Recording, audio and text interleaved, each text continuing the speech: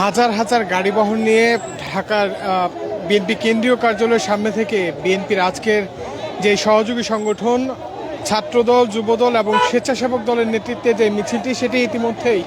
Long March আকারে ভারতের আগরতলার উদ্দেশ্যে রওনা হওয়ার যে দৃশ্য সেটির মধ্যখানে আমরা যেটি দেখছি যে হাজার হাজার মানুষ যারা পথের মধ্যে দাঁড়িয়ে তাদেরকে সংবর্ধনা জানাচ্ছেন এবং এটিকে সমর্থন করে তাদের যে অবস্থান সেটি জানান দিচ্ছেন। এই মুহূর্তে উপস্থিত আছি নরসিংদীর এলাকায় এবং এখানে যেটি দেখছি যে গাড়ির যেই বহরটি সেটি যদি দেখায় যে ব্যাপক উপস্থিতি নিয়ে তাদের আজকের যেই মিছিল সেটি তারা করছেন এবং লং মার্চে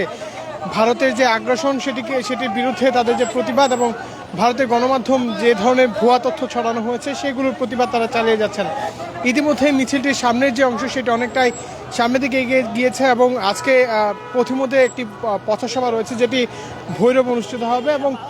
এখানে যেটি দেখছি যে আজকের যে মিছিল সেই মিছিলটিকে ঘিরে বা লং মার্চ থেকে ঘিরে নেতাকর্মীদের যে উপস্থিতি সেটি যদি বলি যে ব্যাপক উপস্থিতি নিয়ে তারা আসলে সড়কের বিভিন্ন স্থানে অপেক্ষা করছেন এবং এখানে যেটি দেখছি যে আজকে বেলা 9টা থেকে তাদের যে মিছিল বা লং মার্চ সেটি নয়াপল্টন কেন্দ্রীয় কার্যালয়ের সামনে থেকে বেরিয়ে তারা ইতিমধ্যেই অনেকটুকু সড়ক প্রদক্ষিণ করে ফেলেছে এবং বেশ কয়েক হাজার গাড়ি নিয়ে আমরা দেখছি যে মোটর সাইকেল, প্রাইভেট কার এবং মাইক্রোবাসে করে তাদের যে যাত্রা সেটি তারা চালিয়ে যাচ্ছেন এবং ক্ষুদ্র ক্ষুদ্র মিছিল আকারে বিভিন্ন স্থানে তাদের যেই অবস্থান ছিল সেটি কিন্তু আমরা এখানে লক্ষ্য করতে পেরেছি। পাশাপাশি দুই পাশে সড়কে দাঁড়িয়ে সাধারণ জনগণের যেই অভ্যর্থ সংবর্ধনা সেটি তারা দিয়েছেন এবং মিছিল আকারে তাদের অবস্থানগুলো কিন্তু আমরা এখানে লক্ষ্য করতে পেরেছি। যেমনটি দেখছেন যে নেতাকর্মীদের যে অবস্থান সেটাকে একটু দেখানোর চেষ্টা করব এবং মূলত তাদের যে মিছিল সেই মিছিলে তাদের অবস্থান থেকে তাদের বক্তব্যগুলো রাখছেন এবং এখানে আমরা লক্ষ্য করছি যে মিছিলের পর মিছিল নিয়ে তাদের যে আজকের লং মার্চ সেটি শুরু হয়েছে এবং তারা সর্বশেষ পর্যন্ত তাদের লং মার্চটি ভারতের আগরতলা পর্যন্ত যাওয়ার যে বিষয়টি সেটি তারা উল্লেখ করেছেন এবং পথিমধ্যে তাদের যেই বেশ কয়েকটি পথসভার জন্য ভ্রাম্যমাণভাবে স্টেজ সাজানো হয়েছে যে স্টেজগুলোতে আমরা দেখছি যে নেতাকর্মীদের যে অবস্থান আমরা দীর্ঘদিন পর আসলে রাজপথে তাদের যে অবস্থান সেটা এখানে লক্ষ্য করতে পারছি ইতিমধ্যে হাজার হাজার মানুষ নিয়ে তারা সড়ক অবস্থান করছেন এবং তাদের আজকের যেই লং মার্চ সেটিকে তারা সমর্থন জানিয়ে যাচ্ছে। মূলত এখন পর্যন্ত হাজার হাজার মানুষজন মূলত ভারতের যেই মিডিয়া এবং ভারতের যেই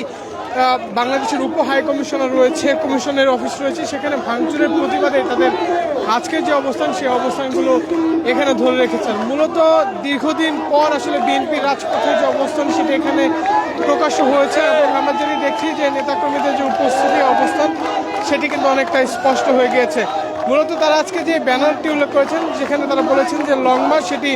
বেলা 9টা থেকে রুহুল কবির রিজভির মাধ্যমে উদ্বোধন করে দিয়ে তারা আসলে তাদের যে লং মার্চ সেটি শুরু করেছে এবং ছাত্রদল, যুবদল, স্বেচ্ছাসেবক দলের যারা নেতৃত্বস্থানে রয়েছেন তারা আসলে এই লং মার্চটিকে নেতৃত্ব দিয়ে ভারতের আগরতলার দিকে এগিয়ে যাওয়ার যে দৃশ্য সেটা এখানে লক্ষ্য করতে পারছি।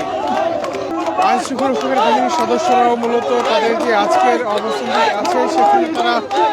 তাদেরকে নিরাপদে যাওয়ার যে বিষয়টি সেটা এখানে মূলত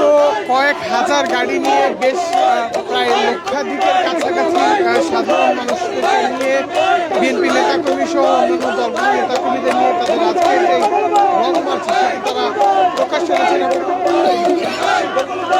এটি অনেক ঐতিহাসিক বলা যায় কেননা আমরা যেটি দেখেছি যে ভারতের যে গত 16 বছরের অবস্থান সেই অবস্থান থাকার ফলে কিন্তু তারা তাদের যে অবস্থান ছিল সেখানে এখানে দেখছি যে সাধারণ জনগণরা তারা আসলে বিভিন্ন